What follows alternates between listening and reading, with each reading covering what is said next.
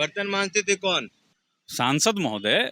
सांसद महोदय कौन? मतलब सांसद महोदय, जिस सांसद महोदय का आप बात कर रहे हैं, हाँ।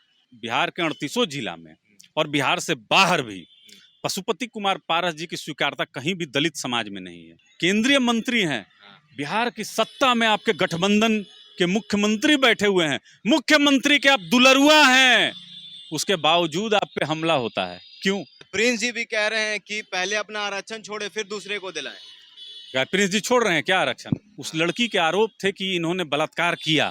आप केंद्रीय मंत्री बने, कैसे बन गए आप? जिसको ये सिंबल दिए, वो तो बाहर से पैरासूट से आया, चॉकलेट दिया, और किसी के कहने पर अपना परिवार तोड़ते हैं, अपनी पार्टी में षड्यंत्र करते रहते हैं। किसके कहने पर?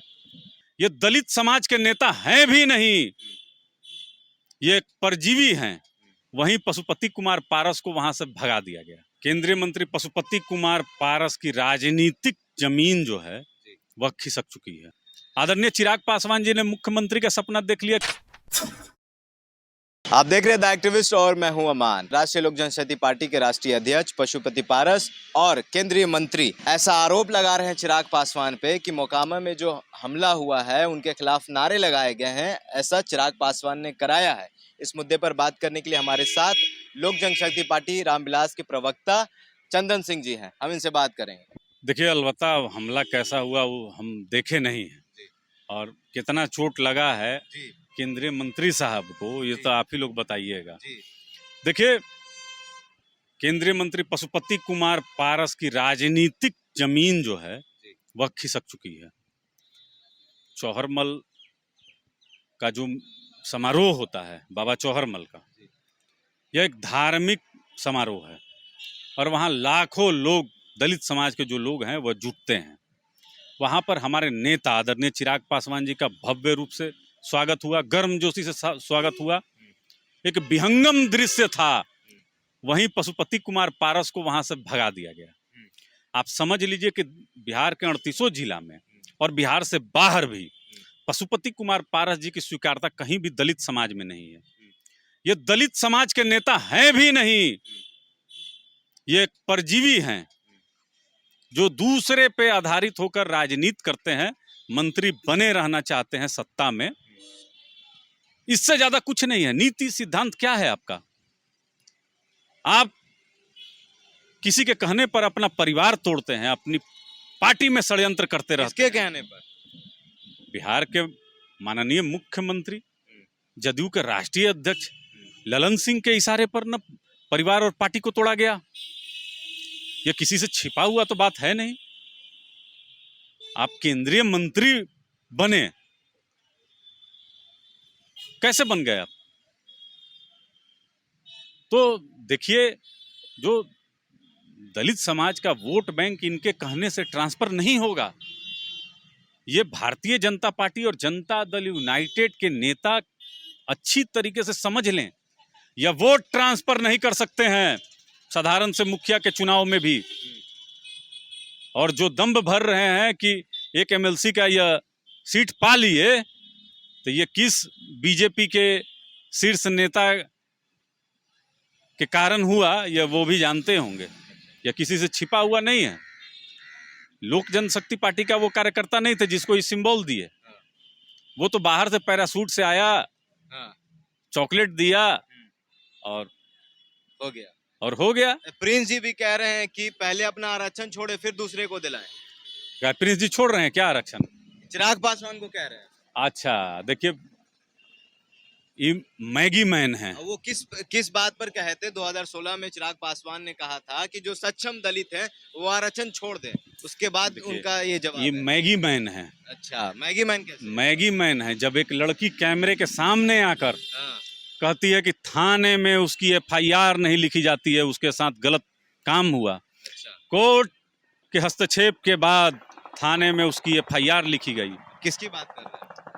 अब आप जान जाइएगा, नाम मैं नहीं लूंगा। और ये सांसद महोदय कैमरा के सामने ये उसके घर में मैगी बनाते थे और बर्तन मांजते थे। पहले बर्तन मांजना अच्छे तरीके से सीख लें। बर्तन मांजते थे कौन? सांसद महोदय।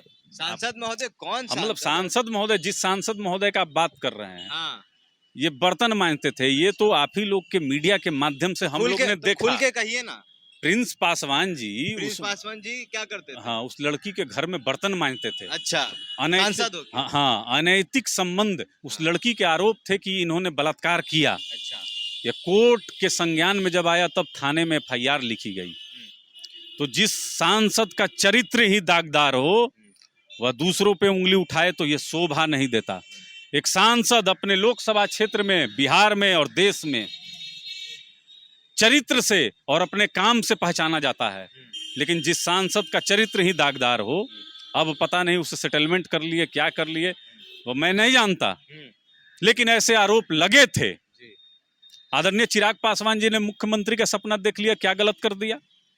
आपने परिवार तोड़ा, आपने पार्टी तोड़ा, सांसद अपने साथ ले गए। 12 नंबर का जो बंगला था जनपद, 12 जनपद, वो गलत तरीके से आपने ले लिया। चिराग जी के पास तो अब कुछ नहीं है। इतना तिलमिलाहट क्यों है चिराग जी से? क्या है? अब कुछ क्या तो होगा। आपका हड़प लिए हैं?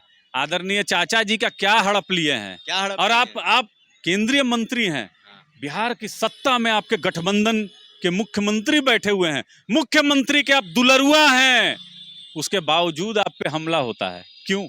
कौन करता है हमला? जनता।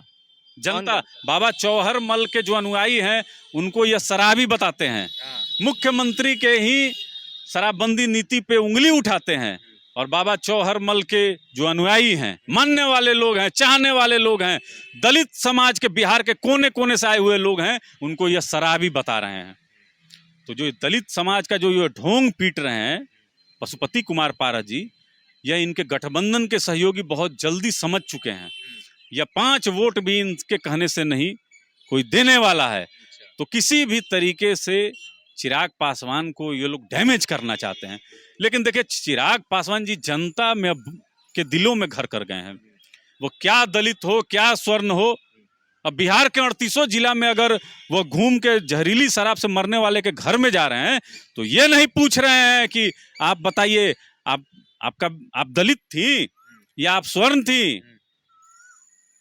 बाबू वीर कुंवर सिंह का 23 अप्रैल को जो बीजेपी वहां पर कर रही है उनके शौर्य दिवस के रूप में, तो न्याय उनके परिवार को नहीं मिला, लेकिन चिराग पासवान जी वहां पर पहुंच गए शोक संवत परिवार पे। तो एक नेता का काम होता है कि समाज का कोई भी तबका हो, जाति धर्म मजहब से ऊपर उठकर उसको मदद करनी चाहिए। और एक विकसित बिहार फर्स्ट, बिहारी फर्स्ट बनाने की बात कीजिए। आज तक आप कभी भी पशुपति कुमार पारस और उनके मैगी जो भतीजा हैं, मैगी मैन भतीजा, उनसे भी आप कभी बिहार के विकास के संबंध में 2 शब्द नहीं सुने होंगे। तो बिहार का भविष्य अगर कोई दलित नौजवान है, आदरणीय चिराग पासवान जी अगर हो सकते हैं, भविष्य में अगर दलितों के सबसे बड़े नेता हो सकते हैं और बिहार का नेतृत्व कर सकते हैं, तो इस पे आपत्ति क्यों हो रहा है? तो एक दलित अम्ब्रेला जो है, और इसमें देखिए, आपको अगर याद होगा अमन जी, या नहीं भी हो, तो संसद में हमारे स्वर्गीय संस्थापक पद्म भूषण स्वर्गीय रामविलास पासवान जी ने 12% स्वर्णों के, गरीब स्वर्णों के आरक्षण की बात कही थी। सबसे पहले अपने मैनिफेस्टो में लिखने वाले थे। तो आदरणीय चिराग जी दलितों में तो स्वीकार हैं ही, लोकप्रिय हैं, उनके दिल में बसते हैं, लेकिन उतना ही स्वीकार वो स्वर्ण समाज में भी हैं। आने वाला बिहार का भविष्य चिराग पासवान ही है। चलिए, आने वाला बिहार का भविष्य चिराग पासवान है। ये थे हमारे साथ लोक जनशक्ति पार्टी के प्रवक्ता चंदन सिंह। आपकी क्या प्रतिक्रिया है कमेंट बॉक्स में जरूर बताइएगा। अगर आप हमारे फेसबुक पेज पर हैं तो लाइक करिए, अगर आप हमारे यूट्यूब चैनल पर हैं तो सब्सक्राइब करिए। शुक्रिया।